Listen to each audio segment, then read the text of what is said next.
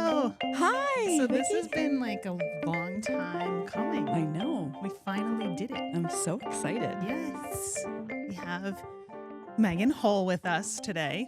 Hello, everyone. This has been, I don't even know how many weeks of not doing anything. Yeah. Because It's winter in New England. it's winter in New England and there's been just like life. And getting everything set up is just a pain in the butt sometimes. And the last one of the cameras went out, so I had like half of a video to edit and trying to line it. Not enough to actually air content. I know. Yeah. And I forgot, and one of the annoying things, and I forgot to do it again today. You know the little stupid clapper that Oh, yeah. they have? Yeah. You know, that's like, it has a legit purpose. Okay. What is that? The sound Yeah. is so that they can line up the audio because it creates a big spike. Okay. And I forgot. This morning I was like, okay, don't forget to make a loud sound so that I can line up the audio between the video. And guess what I forgot to do? So, you know, it's Thursday. Yeah. Something. Yeah. Something. It's 2026. Yes. You never know what's going to go wrong. How are you? I'm living the dream. How are you? I feel like a toddler because I can't reach the. Well, at least you're not a giant like me, who's You're not a giant. 5'9". You know what I'm going to do? Take your shoes off. I'm going to take my shoes off and I'm going to sit up like a toddler. And as I have a toddler, I greatly appreciate that. Yeah. This is going to be me.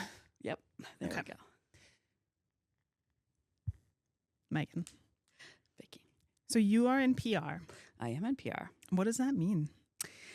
Technically, it stands for public relations. However, it is a wide range of services that I think a lot of folks don't quite understand.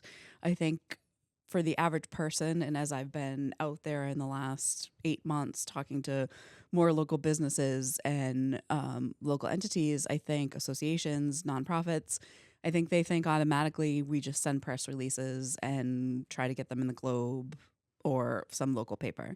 And in fact, we do way more than that. So we do crisis communications, we do strategic planning, we do messaging campaigns. So I'm a partner at Comsint Communications. What is it? Comsint Communications. So COMSINT.com. And it stands the military abbreviation for communications intelligence. And it's a firm started about 6 years ago by my partner, Nick Pulio. And Nick and I have known each other for some time. And when I was thinking about my next transition after a sort of a bumpy year last year, he and I were talking, and he started SouthShoreTimes.com, online publication that covers the South Shore from Weymouth down to Plymouth. And we were talking about ways I could collaborate with him on that. And then all of a sudden it was a very organic, like, hey, come join me as a partner. So we have clients, a lot of clients on the South Shore, but we have clients nationally, and we do crisis management, strategic planning, we do internal comms, we do thought leadership. Nick comes from, like myself, a big agency world. And part of what drew me to this is that it's South Shore based.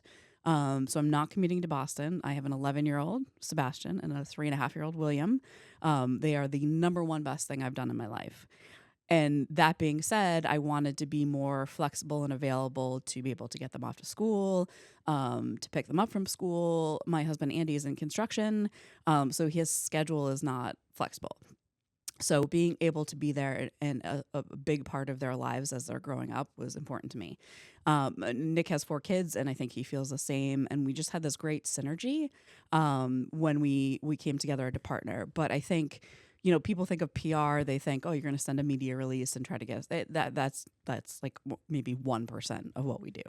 I think of like damage control when I think of PR. Yep. That's like crisis management. It's huge. And I think Nick and I were talking earlier today. I think he said something about like, don't let a good crisis go unused, something like that. I misquoted him and he'll be mad at me about that. But like, you want to engage in the moment. So we have a lot of clients, particularly in the blue economy space, coastal resiliency, land trusts. We have a client out in California that does agricultural work. but we have a wide range of things. And I think it's thinking about how we can be present for people. And you have two professionals who are very seasoned, who have worked in larger agencies, also in government. So I think we're the perfect combination of public affairs, PR, and you're going to have to edit this part.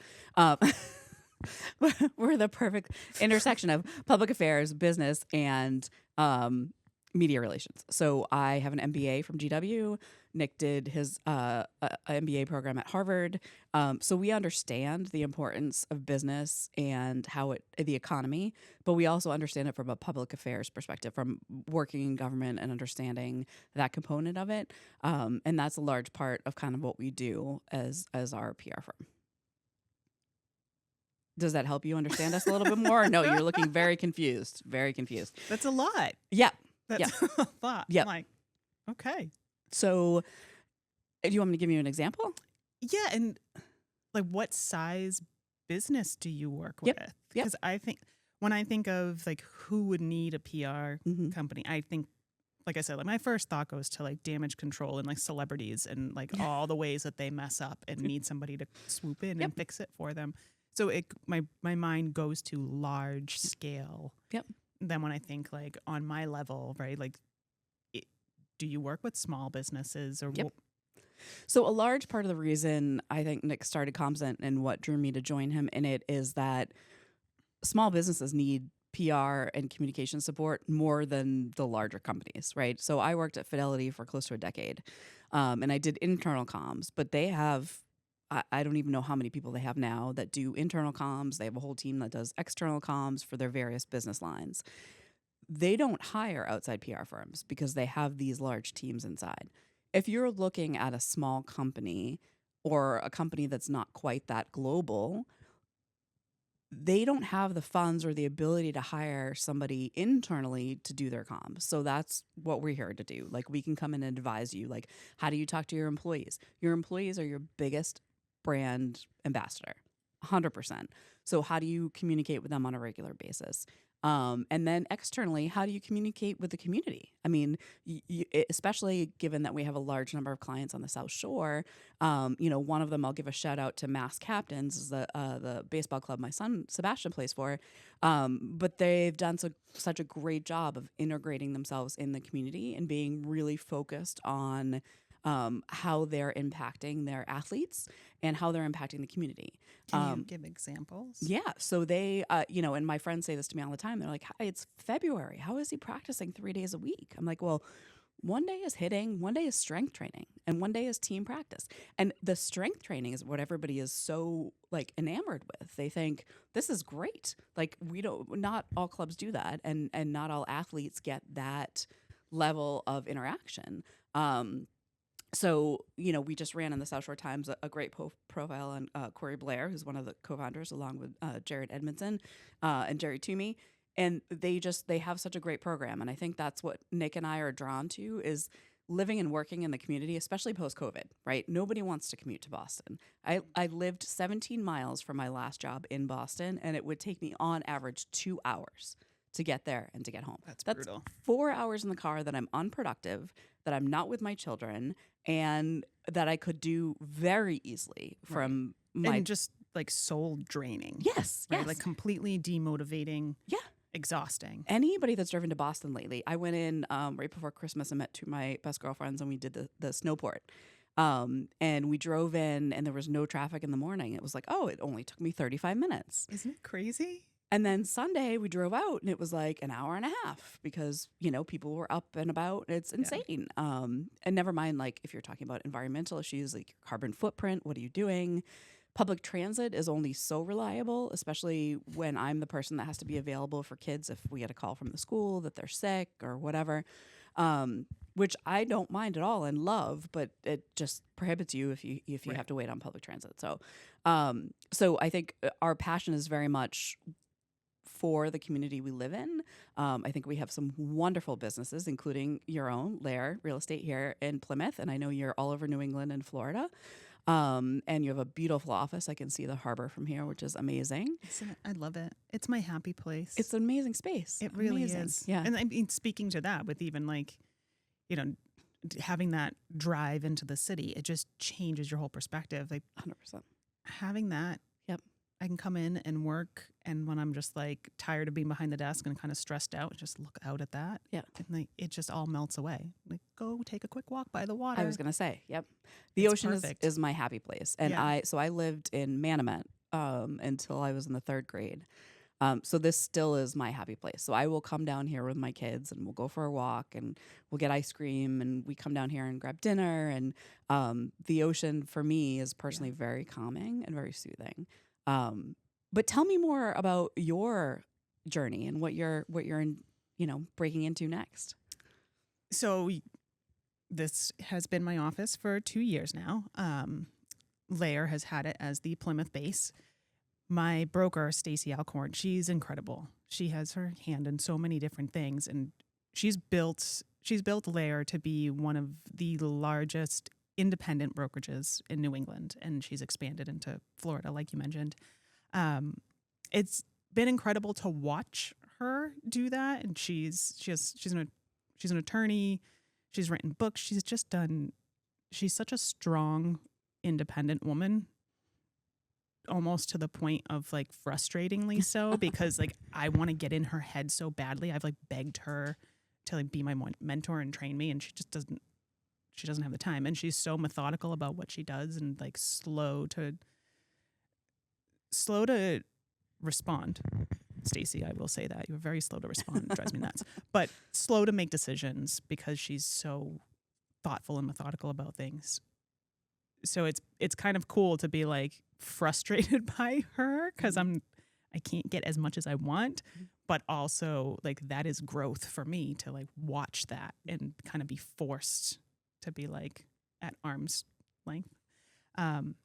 So she recently decided that it didn't make sense for her to have this office as well as the Duxbury office because post-COVID office is very different with the agents and how many agents work out of office spaces. But since I've been here for 2 years and have just built an incredible network down here, I did not want to give up that view. Yeah. Did not at all. I don't blame you. And she's incredible. So she lets me do whatever I want. So I am taking over this office. Congratulations. Thank you. So today is what? February 12th? February 12th, because who knows when this is actually going to go up on socials, right? So today is February 12th. As of March 1st, this will officially be the Lair Realty Vicki Paquette office. Love it. Yes. Oh, the plan is to focus on business collaboratives and really grow my network of business professionals. I tell people one thing I'm really, really proud of that is like a little feather in my hat is my referral base and my connections with other professionals and other small business owners. I hold that is near and dear to me. And so many of my clients, whether or not they're clients that I worked with or on the other side, whether I'm like representing a seller, the buyers will come to me and ask me for referrals on a painter, a builder, whatever it might be. And they always come back. And the last one that I had, I think like a year had gone by and she texted me again. It's like the 4th time she had reached out for somebody. And then she's like, sorry, I'm always asking you stuff, but you haven't done me wrong yet. And she asked for another referral. And that is so meaningful to me. So that's been a passion of just really focusing on those connections and growing that and utilizing this office to create a space for community members to know, like, we can go there and it's a trusted resource. So let me just pick up on one thing there, because I will say I have gotten nowhere in my career at almost too many years old, that I won't say in public, though you can find out when I was born if you Google me. But 77. 79. Don't age me any more than You I should- am. I'll be 47 in April. Oh, that's where the 7. 1979. Sorry. Yeah. I'll edit that out. That's okay. It's fine. I'm not going to edit out. I'm not editing out anything. No, except me, So what you just said really resonated with me about networking. I have not gotten anywhere in my career in the last 30 years without a network. Okay, I was waiting to see like what's the other half of that sentence because I have not gotten anywhere in my career Without that which network. is okay. So I'll say this. I'll give you a little bit of a quick sort of story. So I graduated from the University of Massachusetts at Amherst. Shout out UMass, love you. One of the best decisions of my life was to transfer there. And then when I graduated, so my junior year, I did an internship at the State House in Massachusetts, and I worked for Representative Ellen Story, who's been retired for quite some time. And at the time, her aide was this woman by the name of Jessie Spears. So shout out to Jessie.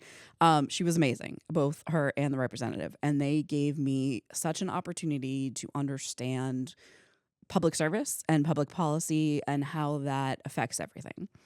Then the summer before my senior year of college, I had the opportunity to intern down in Washington for the Children's Defense Fund and work with Marian Wright Edelman, which was amazing. And I was in their government relations department. So I would go up to the Hill and listen to hearings and whatnot. And I grew up in a family where, I was taught public service is your number one duty. My mom was a school teacher. My dad's a lawyer. And we were taught that you get out of the community you're in what you give. So I started in politics because I really wanted to work on education policy because I thought if you could educate early and often, we would start to alleviate a lot of the systemic societal problems that we have. And we've seen that over the years. So I started off at the State House, and then I left and went to work for Senator Kerry in 2002. Wow. And what happened there was this woman that I did daycare for in college. Her name was Sarah Mullins. And is Sarah Mullins. She worked with my dad at Fidelity, and she worked in Marlborough but lived in Belchertown. So when she found out I was at UMass, there was a gap between the daycare time ending and then when she could get back from Marlborough. So I would pick her son, JP, up at daycare and bring him home and wait until she got home. So Sarah then introduced me to someone she worked with at Fidelity, who then introduced me to Kyle Sullivan, who was then Secretary Kerry's district press secretary in Boston. And that is what sort of got the ball rolling for me in terms of my next steps. So I interviewed with Kyle. I then met with the chief of staff, David McCain, both of who are near and dear to my heart. And they gave me the opportunity to go work for Secretary Kerry before he ran for president. And a lot of people out there aren't going to know. It was 22 years ago. I was reminded the other day by my dear friend, Dr. Ludis, that it was 22 years ago he ran for president. But I had the opportunity to work on a presidential campaign. That's incredible. And from there, those relationships developed. And to this day, I haven't gotten anywhere I've been based on a job application but it's based on relationships. And some of the opportunities have been phenomenal. Some of them have proven to not be so great, but it's a learning experience. Right. And I don't believe that I would be where I am now if I hadn't gone through all of those things, both personally and professionally. When I was in DC, I had talked to a lot of folks about grad school and, did I go back to law school? Did I do something else? I ended up doing my MBA at GW at a time where it was one of the top 10 schools for women to do their MBA. And I graduated with a focus in international business and corporate social responsibility. My sister jokes that I'm the only person she knows that loved grad school. I had the best time. I worked all day on the Hill, and then I went to school at night. I have some of the best friends that I met there, some of the best experiences. Dr. Riddle, Dr. Jen Griffin, both of whom have so impacted my life. And to this day, I can reach out to them and say, hey, I know it's been, 2 years, but this is what I'm doing. Do you have any contacts? I do think it's a matter of networking and the relationships you build.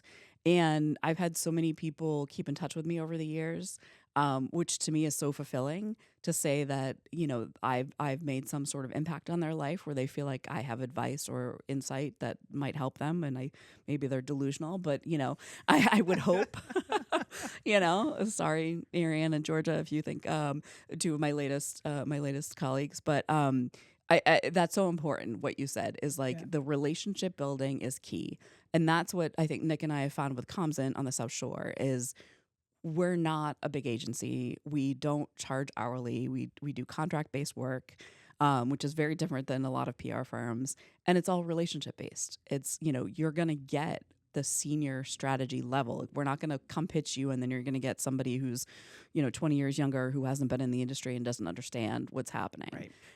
But you're gonna get that experience. And even if you don't need it now, as you were saying, like crisis comms is something you may not know you need right now, but when a crisis happens, Yeah. you want to be able to call somebody that you know and you trust and you have a relationship with. Yeah. And you don't know when that's going to happen. No, never, never.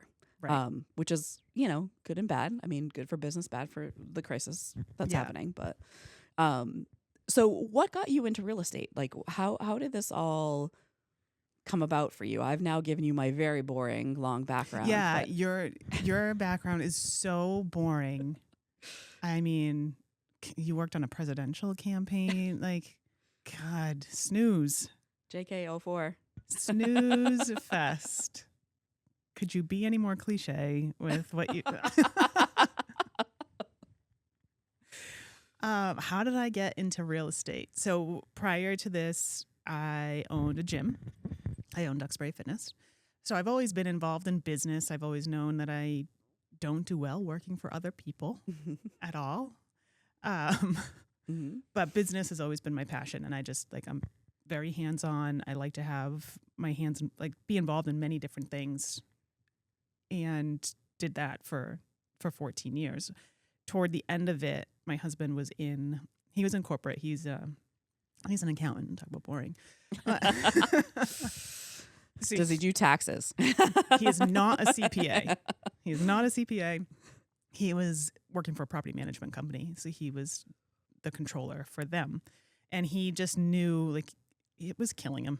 It was just killing him. Like, he literally, like, had alopecia from the stress. And so when he started talking about wanting to switch gears and questioning if, like, I was going to be okay with it, because, you know, he was the consistent paycheck, it was like you literally have a hole in your head. Like, yes, we can go live in a tent if we have to. I don't care. Like, you are going to die if you stay here.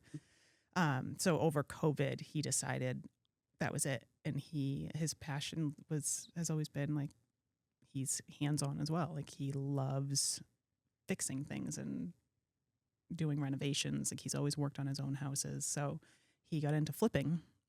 And that is what got me to get my real estate license, so that I could buy and sell our flips. And after a couple of years of that, it was that, like, okay, we're building his business, flipping. I still have my own business with the gym. It's very difficult to go with both of these things. You have to, when you own your own business, you're 100%. It is your baby. Like, there's no, like, the whole work-life balance and shutting off at 5 o'clock and what, like, that's not possible. That doesn't exist. When people talk to me about that, I'm like, I am my job. My job is me. Like, those two things don't separate.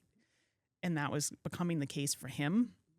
So that's where I decided, like, okay, it's time to do something different. My heart isn't in this anymore with the gym.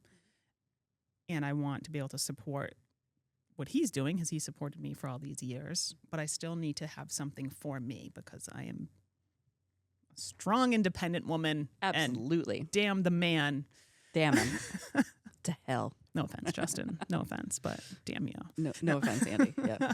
We love you, but yeah. So I need my own thing. Yeah. I need to make my own money. I need to be independent.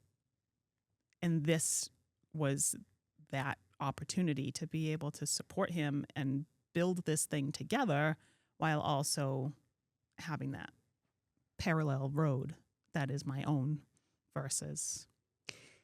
Well, and I think it's so interesting that you say support, because yes, you're supporting him, but you did it for him so you could still own yourself. But I think as women, we often forget that, you know, we have to not put it as a support factor, right? Like, yes, our partners support us, we support them, but we still have to have an identity, you know? And I think that's been huge for me. And what I've seen over the last decade is how much my work has impacted my home life. To the point where at one point my older son asked me a question about a former boss and said, that's bullying.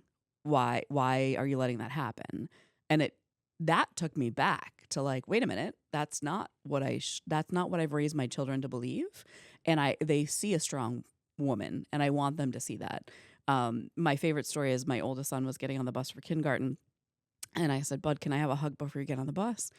And he turned around and looked at me and said, of course, Mom. But remember, my body, my choice, which to this day sticks with me because I love that he said that I've instilled that in him, but wrong context, Bud, wrong context, wrong context. But I want them to see, I'm raising two white males in a society that is very tumultuous right now. Mm-hmm. And I want them to see a strong woman who instills values in them, like you're doing, like you're supporting your partner and your son, and you're building your own business because you need that sense of identity.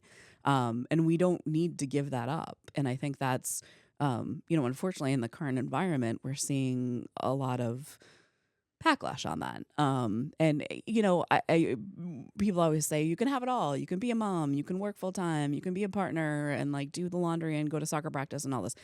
No, like at some point, like you said, something has to give and you have to figure out that synergy. Yeah. And that's incredibly important, both to self-identify for yourself, but also to have a supportive partner who recognizes that and supports you in that journey. Yeah. We've done our own separate laundry for years. For years and years and years. And I will tell you, it makes a difference because you can't do it all. And this whole concept of like, oh, women can do everything, like that still keeps us in that bubble of like, yes, these are the things you're supposed to do.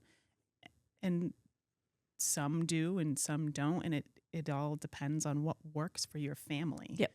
But, and it's a silly thing, but the laundry really was like a little bit of a turning point because it was like he didn't like how often I was doing it or not doing it, right? And he didn't like how long I left it sitting in the laundry basket because then his stuff was all wrinkled when it came out. And it was like, well, this is the time that I have and this is how I do it.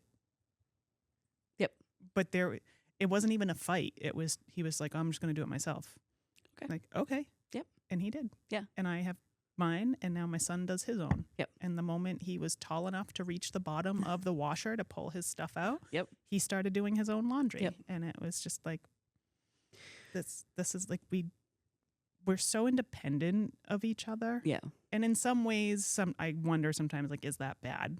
Because like there's so much that we do independently that it's like every once in a while you're like, what do we do together?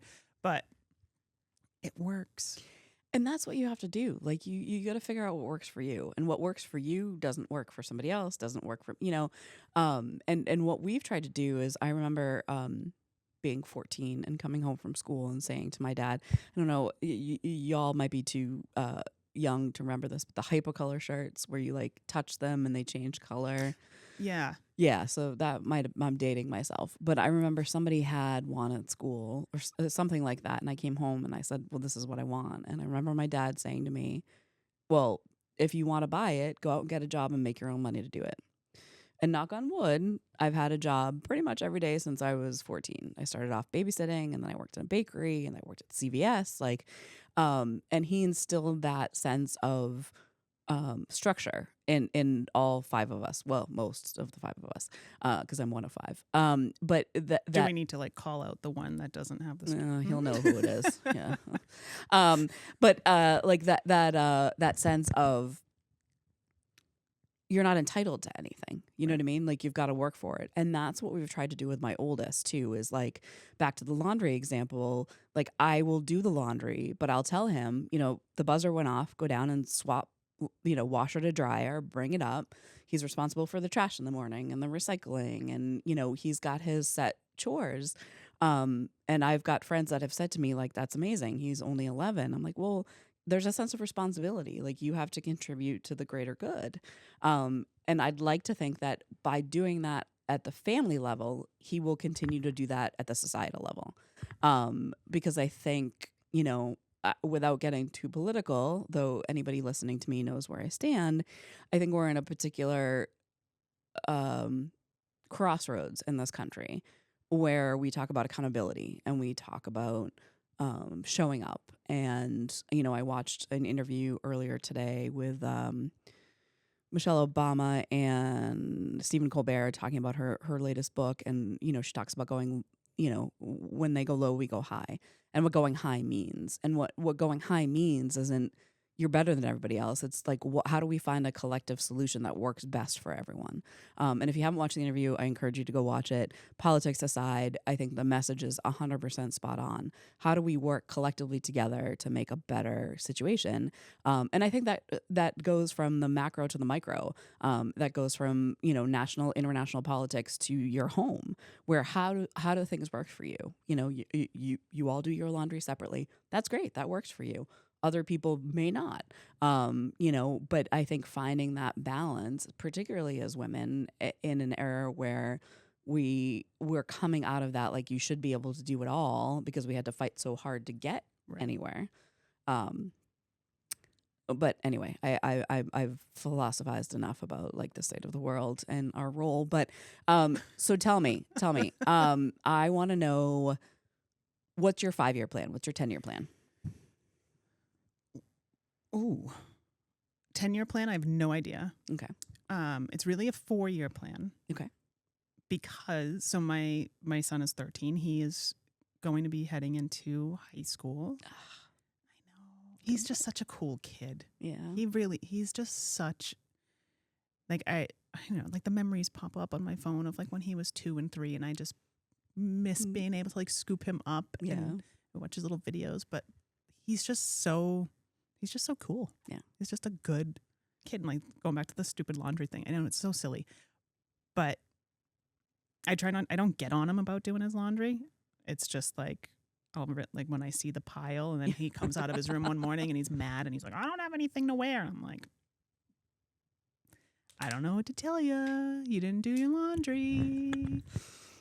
He on his own, like there was like last week, he came down at 10 o'clock. It was 9:30 at night.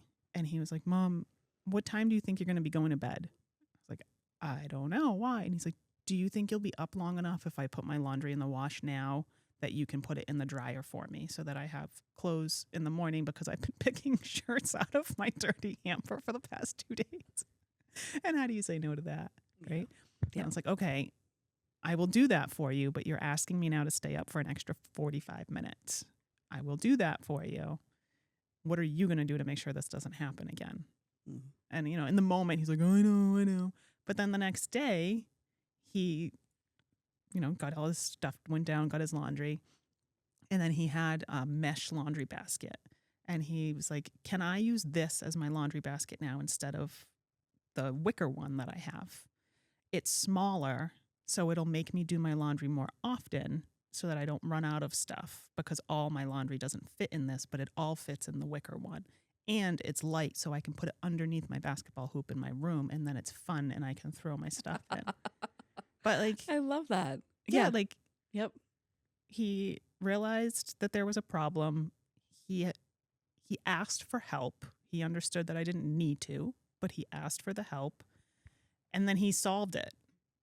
And that was all without, like, I didn't have to give him ideas. There was no like punishment or anything, but he figured it out. And that was just like such a huge. Because you gave him that skill set. You gave him that. So you should be extremely proud of yourself for that. You gave him that. And I just think it's so funny how like much we're focusing on laundry. No, but I don't know. Sebastian has baseball practice tonight. Hopefully, I washed his uniform last night. But no, and kudos to you. Like, I mean, he wouldn't do that without your example, without you teaching him to do that. And you know what? He's going to carry that mindset with him for the rest of his life, and that is huge. I hope so. Yeah, like here's a problem. Here's a problem. My flaw is I wait too long. Mm-hmm. What can I do to adjust self-recognition, and then the solution? Yeah. And, Andy takes, so he runs a crane, but when it snows, he goes out and plows. And we've got a friend in town who's now a single mom with 2 girls, and her oldest is in Sebastian's grade. So they'll go over and help them when it snows. And she's been so gracious about it, and she keeps thanking us. And it's like, I don't need the thanks. He doesn't do it for the thanks. He does it because you're a friend and we care about you. And he's showing Sebastian compassion and hard work. You know, so he's showing how you be a good friend to somebody and how you pay forward what you've learned. And that's incredible. And that's what you've done with your son, which is amazing. And that will spill over from laundry to a lot of other things in life, you know, like grades, school, work, whatever he does. I recognize the mistake or the thing I wasn't doing right, and I'm going to correct it, and I'm going to do better.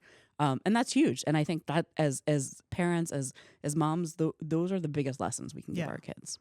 Yeah. You know? And it's nice to see because, you know, I have been accused of being like soft on him and not. We all are, honey. We all are. And he's like, he'll tell me like when a friend is grounded or whatever. And he's like, I don't think I've ever been grounded. Like, you haven't. Yeah. Be grateful you haven't. Yeah. But it's just, we handled things differently. Mm-hmm. So like these little things are like, okay, it is paying off. It is paying off. Well, and it's the yin and the yang, right? You need to have, Andy and I say this all the time. He's like, you're too soft on the boys. I'm like, you're too hard on the boys. So like, and they know who to come to when they need a particular thing. And there's things that he tells Andy that I find out like third hand, and then I'm mad they never told me. But then I know there's things he comes to me for, and that Andy will find out about later, because either I'll tell him or he'll tell him eventually. But and I think that for me personally, that's like the greatest gift of my life at almost 47 is my 2 amazing children and the mark that I hope they leave on this world. Yeah. And I hope that they have picked up something from me, and I hope that I'm leaving a mark on the world. And I know you are, and that's what we can do, however big or small. We're here to make a difference, and I wholeheartedly believe that. Which is why I'm so proud to be part of Comsint Communications and the South Shore Times. And I will give a quick shout out to Sarah Ferris, who also works very closely with me and Nick. We've got a phenomenal team, and we're excited to be expanding down into Plymouth. So we can't wait for all of your next ventures. Yeah. But yeah, I mean, so what is your greatest accomplishment, do you think, at this point in your life? Well, you had asked me my 5-year plan, which I was the whole tangent with my son, with Cole, is because I was saying it's more of like a 4-year plan because he is graduating in 2030. And that was kind of like that, like, oh my, like he's going to be going off and doing his own thing. He's my only, so like I'm going to be beside myself. Like he's my best little buddy. Like I don't know, I'm going to need, so that's where it was like, okay, I definitely need to make sure I'm setting things up so that there's big things happening around that time that will distract me from him going to live his own life without us. So my 4-year plan, I'm taking over this office, like we said. My plan is to be building a collective, the Journey Collective, and create almost like a one-stop shop for people to know that anything home related, whether it's you're coming into the housing market and buying your first home, how do I even do that, right? So those first steps of they know they have a place to go to that's going to offer those solutions, whether it's like get set up with a financial advisor, get set up with a lender, start making your plan. Where are you now? Get those starting points. And then let's start looking at, well, what are your immediate needs of what you need for a home now?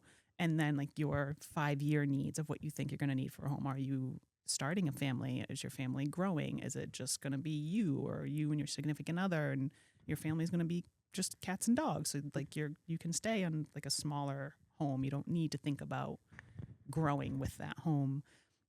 And then once you are a homeowner, all the maintenance that goes into a house, and how do you maintain the value and grow that equity and grow that value, making it your own with renovation projects and design projects, things like that, having all of those solutions here up until like you're ready to sell, whether it's upsizing, downsizing, whatever the case might be.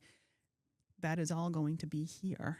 not necessarily in this particular space, but within Journey Collective. So that is my goal, to grow that network of business owners that offer all those solutions and create that one-stop shop. And that's what we're starting to do here with my partnership with Setting the Space. Shout out to them. They've been in business for, I don't even know, like 20 years, I think. Yeah, I think it's long time. I think it's their 20th anniversary this year.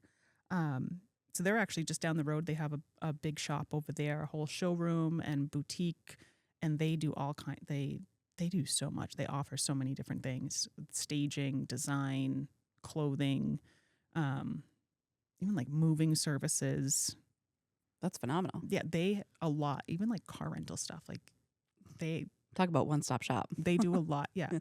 So we are actually partnering where almost kind of creating like this space will be like the design center. Okay. Where you can see what staging will look like. Amazing. For your home. So when I tell a client I provide staging for them, a lot of times people have a really hard time visualizing that. Like, what does that mean? What does that mean for a vacant property? What does that mean for an already furnished property? They can come here and like all of this that you see will be gone, and it'll be all set up like a home. Yeah. So they can see what it looks like. Yeah. What it looks like. Well, and my parents recently moved out of their home of 40 years and into a new house. And one of my brothers, we went to look at it when it was still staged. And he was like, oh, does all this furniture come with it? I'm like, no, this is staging. And he's like, well, what does that mean? I'm like, that means they come in and they make it look like a home. So you want to buy it, right? And that makes all the difference in the world. Right. This is my son who is home from school and apparently forgot where I was. Okay. No, I think mine's doing the same thing. He's currently learning Spanish, so I got a ¿De dónde estás text. Oh, I got a hi mom, I'm home, bye.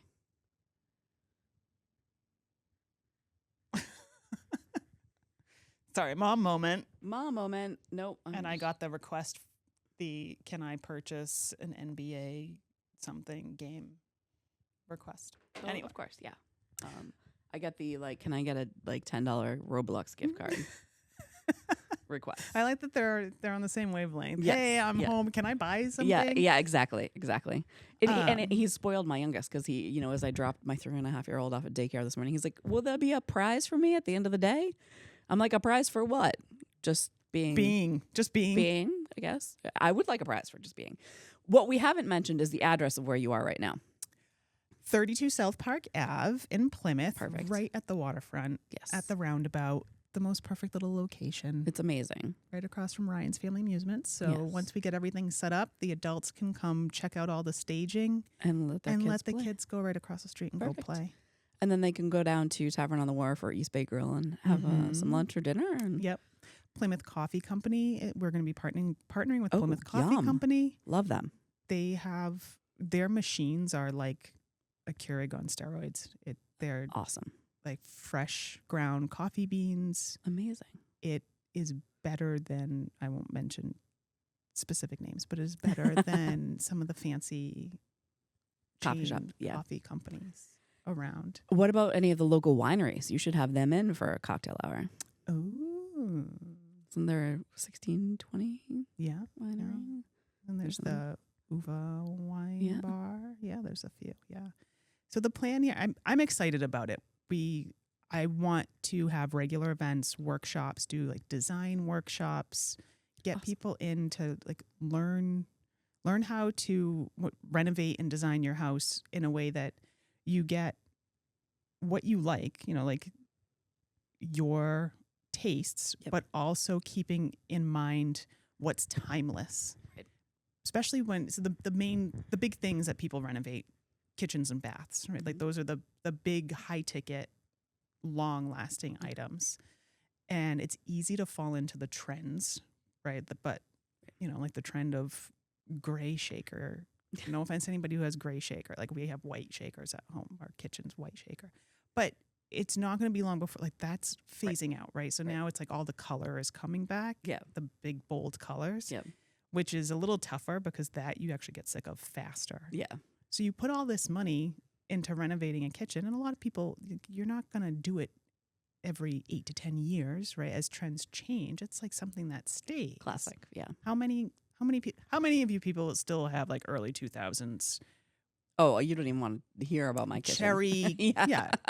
dark cherry cabinets Yep. with like the brown and the rose speckled granite Yep. countertops, Mhm. right? But it's expensive to change that. So I'm excited to be able to do workshops with a designer, with a kitchen design company, an interior designer that can really help people. How do you tie all that together, Yep. keeping it timeless, and be able to explain how much equity that builds in the house, Yep. like how much value that brings. So Yep. when you go to sell, whether you're selling in 5 years or in 10 years or in 15 years or in 20 years, It's still gonna it's still going to resonate. hold Yep. its value and be nice and not be like, Yeah. oh, the first thing you have to do is rip all this out. Don't you remember the 1980s and all the wallpaper? And now wallpaper's coming And back. now wallpaper's right? coming back. I'm shocked by that. Yeah, but we're seeing it come back in a less in your face way. A more like classic. a little bit more tasteful. And I think people are more aware of like, okay, how can I do this in a way that I can change it Yep. much easier? Or that you can do it in a way that's like complements if you don't change the wallpaper per se, but like the setting in the room, like the staging, as you were saying. Yeah, How do you upgrade that? That's cheaper to do than redo the walls. right. Exactly. You can do so much with artwork Yep. instead of painting everything or instead of throwing wallpaper up everywhere. We have, so we're closing on a flip next week. Congratulations. I am so excited for this one. It's a house that was built in like 1850. Oh, wow. Where is it? It's in Carver. Okay. It's technically a 5-bedroom, but it's questionable. We're gonna have to. We're gonna try to make it a true 5-bedroom. Yeah. But there's wallpaper everywhere, and it's like some of the old horsehair plaster too. So like, taking that off is. Woo. But I'm partnering with Setting the Space on that. Nikki Etler over there is one of the designers, and she's incredible. So she's gonna come in with me on that one to be able to kind of talk through like how do we really bring the 1850s charm Mm-hmm. and like keep that charm Right. but obviously Upgrade it, yeah. upgrading it modern, make it modern, Yeah. and like choosing like the lighting fixtures and things like that to tie it all together. So I'm so excited about this project. That's amazing. It's going to be a fun one. Oh, I can't wait to see it. Yeah.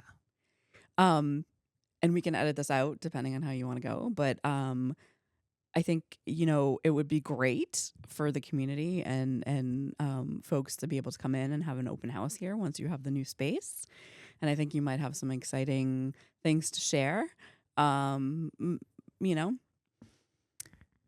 Yeah, I think I can just say it now because I have the air date. So Yeah. So our last flip that we did, which was down in Plymouth, Kingsbridge Shores in Plymouth, which is the last neighborhood before heading into Bourne. Okay. It's right on the line down there. Yep. We were approached by the Magnolia Network Beachfront Bargain Hunt renovation show and had the whole renovation process filmed, and it is airing March 24th at 9 p.m. on Magnolia Network. Amazing. So we did this last summer, and they had told us, because our project like moved so quickly, and they were like, we don't usually deal with people that are like this efficient. Like we're like, we got to get this done. They were like, oh, it could be like as early as the end of the summer or like the end of 2026, end of 2025, beginning of 2026 that it airs. And we didn't hear anything. I'm like, what is happening? Like, did they decide not to do it? Yeah. And then we finally got the air date is March 24th. So Everybody tune in. And It's going to be amazing. Timed out perfectly with like all of this. So excited for that. Definitely going to have an open house here. Amazing. Once we get everything off the ground. Excellent. Just Well, and I think it's a testament, as we wrap up, to like personal ingenuity and finding what works for you. And I think one of the things for me personally, I'd love to hear your perspective too, throughout my career has been not only the networking, but like I'm not an idle person. I can't sit still. So for me to not have something to do and be intellectually engaged is not a possibility. But what I found as time has gone on is finding that thing that I'm passionate about, that I care about, that I really want to do, but that works with my lifestyle. And I'm so thankful and blessed to be part of Comsint Communications with Nick and Sarah. A shout out again. They're amazing teammates. I think we're building something phenomenal here on the South Shore and beyond. And I think that's what you're doing too with the work that you're doing. Yeah, I'm trying to do things differently. Mm-hmm. But what's fun about it is it's not like an active, like, let me sit down and think how I can do things differently. Mm-hmm. It's just, I love working. I love doing. Yes. I won't say I love working because work has just like a negative connotation to it. I love doing. Yep. I love the building, the creativity, the project aspect of it, collaborating with people, just being around like-minded people that get just as excited and letting those ideas roll. I met with Blair, the owner of Setting the Space today, and Nikki, and the ideas he has and like the things he wants to do. And it was just fun to listen to because he would like to say stuff. And then Nikki would be like, see, Blair, this is why I wanted to talk to Vicki, because she was saying the exact same things. And, like, we had all those very similar ideas of like where we see things going. So to get those people that are on the same page and get it and are just as excited and see the vision. You don't find those people unless you're out there networking, right? They're not going to just like come knocking on your door. Right. So when I think about people that don't want to put themselves out there, like how much is in that mind that you need the energy of other people 100% to pull that out. Yep. You need that. I couldn't have said it better myself. Amazing. I love it. Excellent. Yay. Well, I can't wait to use your help. Yes. Obviously. To really learn what PR means and what that means on like a very small scale of little old me. But it ranges from little old you to corporations. But it's all about the story. It's all about sharing what you're doing and how, like, the journey that you've gotten to, right? I mean, storytelling is a large part of what we do. So who are you? Where'd you come from? How'd you get here? Where did you come from? Cotton Eye Joe. If you want to do a little jig, that's cool. We'll just do a little dancing. But like helping people tell that story and then tell that story to the communities they're involved in. Because again, what I found as I'm talking to people more and more, businesses are focused on their business and how they're going to make revenue and be a part of the community. But the storytelling piece is what will help them grow even more. And that's a large part of what we're passionate about, particularly being here on the South Shore. And again, we have clients nationally, but being able to help you tell that story that's going to resonate with people and help you grow is what gives us fulfillment and helping us grow. I love that. So if a business is thinking that they might need PR, how should they reach out to you and where? So you can check out comsintcommunications.com, COMSINT.com. You can also email me at Meaghan, MEAGHAN, at comsint.com. I'm on the website. You can find me. You can also text me, 617-448-6973. And, we talk to everybody and anybody. So whether or not you know or you think you might have a need, we do project-based work. We do longer term work. We're, again, not like most PR agencies. We don't charge by the hour. We charge a fee, either a monthly fee, a retainer for depending on the longevity of the project, or if it's a particular project that we can see would be 3 to 6 months, we charge that way. So very different than larger PR firms. And you get senior level strategy, and you're not going to get somebody that's going to come in and win the business, and then you're going to get somebody you've never seen before doing the work. And we come to you, like we're all over the place, and we love to help foster the business development in our own communities and beyond. And we've got a lot of issues we're very passionate about, and we're fortunate enough to be able to kind of reach out to groups and agencies, nonprofits, corporations, community organizations where we feel we have a strong background and desire to help. So if you're interested in hearing more or would love to just have a conversation, doesn't cost you anything to call and say, hey, this is where I'm at. Can you tell me a little bit more about what you could do for us? More than happy to do that. And the South Shore Times and South at a separate. So South Shore Times is owned by Nick Pulio, my partner. And a lot of what we do for Comsint is if you hire us as the PR agency, so your agency of record, and you're a South Shore based business or somebody that could benefit from news on the South Shore, we will guarantee you coverage. And we are a strict news organization only online. So we don't do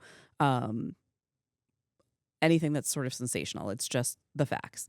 And we also have a community calendar. So if you're on the South Shore, you can go to our website, southshoretimes.org, and you can put in your information for an upcoming event, and we'll put it on our calendar. Nice. Okay. And if you have some news that you'd like to share, you're always welcome to email us, and we can put it up on our site. We just did we do a lot of highlights of small businesses. So we just did one of Mass Captains, the baseball club based out of Hanover.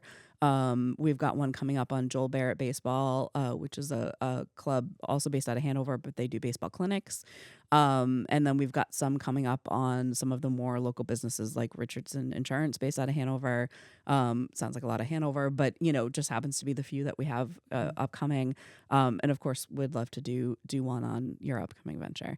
And shout out to Allison at Almar Construction. Hopefully she'll answer my questions and we can get her and Craig into the South Shore Times too. So I'm sure she will. She's a little bit busy. Yeah, she's got a few things happening. Yeah. I mean, other than lifting all of us up, which she does. She's amazing. She's fantastic. Absolutely Allison Guido, she's, yeah. She's fantastic. And Craig is wonderful as well. And Miles and Sebastian play baseball together. So I might be a little bit biased, but, Yeah. But great family, great friends, great support, inspiring business people.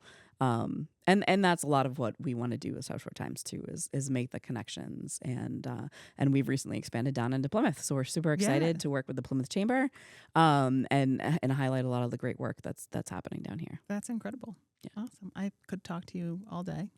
Likewise. There's I feel like we touched on so many little different things that we just had to move on from, and I want to go back to them so badly, but it would be hours. Well, next time. I'm happy to come back anytime. Yeah, absolutely. Vicki, it was a pleasure to be here today. Thank you so much for having me, and I look forward to following your journey and all of the great things ahead for you. Thank you. I will talk to you soon. You come visit anytime. Absolutely. And once it's all furnished out again, we'll definitely have to have you back. Oh, I can't wait. Have a cup of coffee with Plymouth Coffee. Absolutely. Yes. Plymouth Coffee. Love you. Thank you. Thank you.